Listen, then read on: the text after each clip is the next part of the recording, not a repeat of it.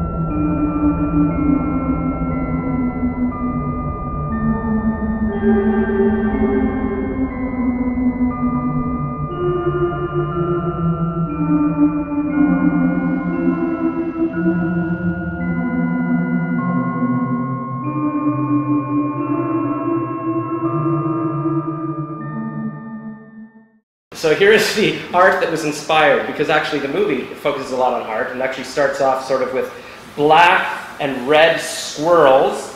So this is kind of like what Danika is painting, but then this is how it made me feel. This is like a couple of eyes, and this is a mouth screaming, and that's me. So that's my artwork. Just a sketch? Yeah, it's almost like 3D. Yeah, it's hard to believe. Actually, yeah, it is kind of 3D. So I want to briefly tell you about my experience watching it. I think you'll admit it's a bit of a slow burn at the beginning. Sure, yeah. So I was like, and I'm sort of the YouTube, well, I'm not the YouTube generation, but I have YouTube on my computer. And I'm like, okay, so normally I'm like, if something goes up in 30 seconds, I'm like, all right, I'll skip to the next video. So I'm watching this and I'm like, a good 2 miles into the treadmill, I'm like, I think I get it. She hangs out in a house. Maybe I can just go to the interview and I figured out the movie and we can just talk about that. But I'm like, okay, I'll keep watching. And then obviously things start to happen and then I get very scared. And then I figure, okay, it's over. I think I get it, but I think I'm going to have to ask the director what it meant, because there's not going to be any post-credit scenes. This isn't the Avengers. But then stuff did keep happening. I'm like, whoa. And I'm like, okay, I think I get it. I guess I'll turn it off now. I've got to go to the interview. Wait, there's more? Oh, now I think I really get it. I think. So yeah, so is that kind of accurately sum it up? Cool, yeah, I mean, I hope it's different for everybody, but yeah, that sounds about right, I guess. Yeah. How did this come to be? Like, I think it's kind of like every filmmaker's dream. You know what, I'm going to get a house in the middle of nowhere, I'm going to get a cute girl, I'm going to shoot a horror movie, and not a lot of people would think I'm going to bring a 2-year-old kid with me. That seems like it's going to make it more difficult to film. Like, what was the whole thought process in creating this movie? Well, we just, speaking from my own point of view, I wanted to make an inexpensive film, and yeah, just doing it in one location with my own son.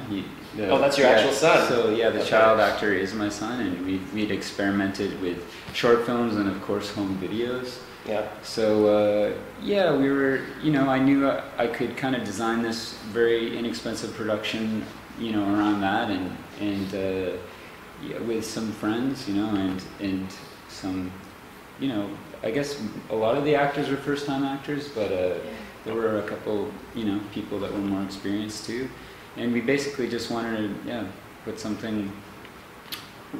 I guess the direction we were going with was kind of capturing a bit of that real thing that kids do. As a first-time parent myself, I just kind of, go through being a child again. In a way. You're, watching this kid see things for the first time, and I just wanted to kind of capture that as it played out for real. So yeah, it felt like I don't have kids that I know of, but my sister has a couple little kids, so I could relate to like when the mom throws the iPad to the kids, like you just stop talking and watch the iPad and leave me alone for a bit, kind of. So there's little moments like that that felt very real. So this is something you came up with like after you had your son, or was it like I better have a son so I can cast him in this movie? Oddly enough, I kind of wrote the outline of it. I don't know, maybe definitely before we had him, and it was something that I'd always been thinking about. But yeah, like you're not really supposed to work with children or animals because it's kind of impossible. Yeah. And that's kind of what I liked about it as well, because you never see it, and I haven't seen it done right really, and you generally see the back of their heads, or they have like a voiceover or something, and but they're always looking at the camera. and he was used to not looking at the camera because I'm always holding a camera. But yeah, when we had him and he was kind of the age of the character in the story, I said, yeah, we have this time this fall, let's just throw together. We actually, the script was written in like 2.5 weeks maybe. It was really quick, and then we just put it together as fast as we could. You wrote the script in 2.5 weeks? Yeah, well I basically put an outline together that was about 20 pages or so, with some loose dialogue and stuff, and then this my writing partner Darcy Speidel kind of took it over and put it into screenplay format. Wow. And although it was very like, we were playing it by ear, and we thought there would be a lot of improvisation with the child especially. Yeah, you kind of point the camera and say, okay, let's see what he does. Yeah, it was still helpful to have a script and know where we're going with this, especially for you, I think, because you were guiding the scenes. Yeah, for sure. I mean, like, I did my best to know kind of what my lines would be in the ideal scenario, and then just kind of set up all the pieces and hope that we could get Woody on board with sort of like, either like... Is Woody the name of the kid? Yeah, Woodrow is cool. Star. So yeah, it definitely like was improv-y at times, trying to just get a natural take on something that would help propel the story. So. Yeah, like, because how did it take you a while to develop a rapport with the kid? Because when I was watching, I'm like, that's got to be his real mom, because he's not looking around for his mom. He's like in the scene with her. Yeah, well, that's the success of the filming. We're definitely buddies. And we had like a few times to hang out before we even like got in this setting with all the cameras, kind of like babysitting dates sort of. So I think that helped. And he's a pretty warm, fun kid. Yeah, it seems and I think it was a small enough crew that anyway, he seems like he was pretty comfortable. And his real mom is a producer. So she was really close by all the time too, Nancy. Oh, cool. Yeah. Was he aware that he was in a movie? Like, did he sort of, or what do you think was going on? He was definitely aware, and we were very lucky that, like you said, he didn't stare at the lens the whole time. Yeah. He's just, he actually knows how to work a camera. Like, the only real problems I had occasionally, he'd try to work the thing and just get behind there. I don't know, he was kind of going through a phase where he liked doing selfies on his cell phone and stuff, and he's kind of into it, but I think he got kind of desensitized by the whole production aspect of it pretty quick, where he was kind of like, well, I know I'm not allowed to touch any of these things, and so I'll just do my thing. Just play with my toys or whatever. We were learning a lot too as we did it. It's like how we were going to make it work. We learned very quickly that we only get one take with him doing something, because he's not going to want to redo it or try his lines again.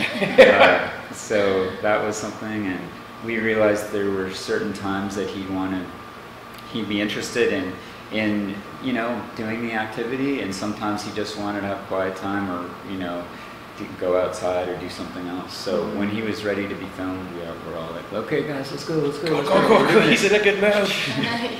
So it was a bit of guerrilla filmmaking in that way.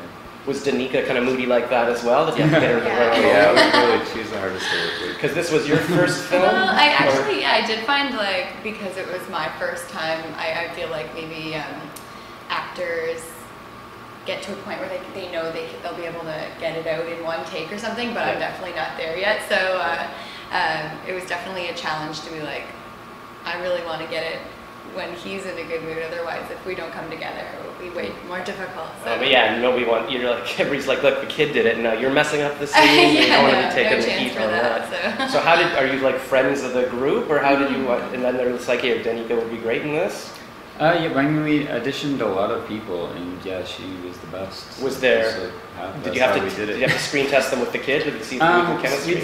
We did like just a screening with just everybody to see how they felt, and I think resemblance was part of it, but there's also just who would be on one side like a good actor and could play this part and do the arc and kind of hit the beats, and who also would be a nice person and we could see that would could be a good friend for Woody and live in this house for 14 days and kind of be a part of this family in a way. Yeah, I was going to ask how long it took to hang it. Do you guys actually live in that house? Yeah, we did. Yeah, that was kind of the idea. It was a little bigger than I had been thinking of, but it had to be big enough that we could all live in, and it oddly enough had these weird compartments in the wall that everyone could sleep in, and it had a curtain over it that you didn't realize there were. Yeah, so creepy. There's like 20 beds in there, but like one of them is in the movie. So. And they were all kind of hidden, which is good. So. How did that all come together? Like, did you say, okay, we need to shoot in a house? Like, did you know it was going to be, where was it? Was it Nova Scotia or where? Yeah. And then did you sort of cast for houses in Nova Scotia, and there were people that lived there and moved out, or was it like Airbnb? It was an Airbnb, and they initially said no because they were it was at the end of the season, and they were just kind of done with Airbnb-ing it. Right. But it was just such an amazing house. I was inspired, when my folks first moved to Nova Scotia, they had converted a barn into a house, and it looked very odd, and I just kind of had that image in my mind that I wanted to find a house that kind of looked like that. So yeah, Airbnb is great, and because you don't have to knock on someone's door and say, hey, can you leave for 2 weeks while we come into your house and make a huge mess, and that always, I find that never works when I do that. No one's really open to that, but Airbnb, at least they're open to the fact that you can at least rent it. You know they have a price. And you can look online, and you take a tour online, which is. I think somebody was starting an Airbnb for film shoots. I feel like I was reading that, or if I didn't, I should do that. Yeah, there's also like Airbnb for renting gear now, which is kind of cool. Oh wow! The sharing. Well, what was Danika? What was your background? Like, I noticed you sang in the movie. Like, are you in the credits as a singer? Is that what you are, or are they just? Oh. Well, I also play music and write songs, and I'm a visual artist, so I feel like those were some skills that came in handy for this character who is an artist. So was the character already an artist, and it was just fortuitous that you happen to be an artist? And do you live in Nova Scotia as well? Yeah. So it's all was everyone living in are you from Nova Scotia? Yeah, no, I'm 100% Nova Scotian production, for sure. And are you like a horror guy? Are you going to be, is this your first feature film? No, it's my second. I mean, the first one was very low budget. That was a $5,000 film, so it looks like a $5,000 film, but we're still proud of it. This one we, wanted to take a slight step up. Yeah. What was the budget? Because this is a website for filmmakers. They're probably curious. Yeah, it was low. We're still even working out the numbers, and we owe some money. And there's. Did my Perrier just take it off? Just over the limit. It was. We're hoping to keep on making steps as we make films, make bigger ones. That's the idea. And was your first film a horror film as well? Like, are you like the Wes Craven with Nova Scotia kind of thing? Or? That's interesting. I like horror. The genre, it seems like it's the space in film today where people are taking the most risks and experimenting, and you're dealing with existential topics and mortality and stuff, and that's what interests me. So I'm not out to make make slasher films or like gratuitous violence films, but it's just it's an area that I kind of like working in. Cool. And Danika, are you going to continue in film, or are you thinking that was it? I'm going to just stick as an artist. No, I'm definitely thinking about working on a little more. If I have to be a Hollywood starlet again. No, well, I don't think it works like that, right? I don't know. You're already at TIFF. You got a feature film at Midnight Madness. I think you just sort of walked right into it. Yeah, that's pretty lucky. But yeah, just kind of figured out, like, it's totally a new area of the arts for me. So just seeing how it works, even working on a movie, like, you know, seeing how the day is broken down, like that was all brand new. So I'm kind of like, but I'm definitely open to working it that way again because it was. She's open to it, people. Hire her. No, I mean, it would be my own work, you know, that I would have to put into it. That's what I'm saying. But. Okay, so what was your journey? We know her journey was just sort of happened to live near you, and then be in a film. And how did you go? Did you go to film school in Nova Scotia, or how did you become a director? No, I just I've always been interested in video. I used to make, you know, little horror movies with my friends on VHS when, you know, I was a kid. I did too. But yeah, it's, you know, it's fun. We put ketchup on our dog. I was probably not a good idea, but yeah, it just being in a band, but you know, you kind of wanting to promote yourself. We just made our own videos. So sorry, you were in a band? Yeah, me and the producer, Nancy, were in a band called Dog Day. And so the producer is the mother of the child. Yeah, we're all... And you're the father. Yeah, that's right. Would that be your wife? Yeah, she's my wife. Okay, well. Right. Just making sure. Yeah. We are married, yeah. Okay. So yeah, that's how we started, just doing videos for our band. And what's your band? Dog Day. Dog Day. Yeah. And we I don't know, slowly started making bigger videos with more of a narrative, and then I kind of wanted to try doing, you know, some writing. I teamed up with Darcy, who I mentioned earlier, as the scriptwriter. Yeah. And so you didn't go to film school to learn like the structure and everything? You just banging them out? Film school's bullshit, man. All right, do you hear that? As I noticed in the movie, just a little thing, like, you know, she, at the beginning of the movie, she's driving out to this house, and the phone says out of service. I'm like, oh, smart. Because it seems like that's the challenge with every horror film these days. You got to come up with some contrivance for why they can't just pick up the phone and say, okay, there's an axe murderer in the living room. Could you just come and help? So was that kind of conscious, like in your head, like, okay, we got to make it a faraway house and just there's no phone service? You know what? I mean, thinking back about it, I don't even think we needed to do it because, you know, whether she can't reach anyone or not, she's very in this kind of, she wants to get away. She's like choosing isolation, and yeah, I think you know, I don't think she would reach out to anyone if she's kind of trying to. These people are trying to help her and maybe help with Lowen, and she kind of is trying to detach from everybody. I think maybe. Yeah, it was smart because, like, you know, there wasn't a point where you're like, okay, you know, if she was smart, she would just get the hell out of there now. Like, it was always kind of, well, is there danger? There isn't really. It's just kind of creepy, but.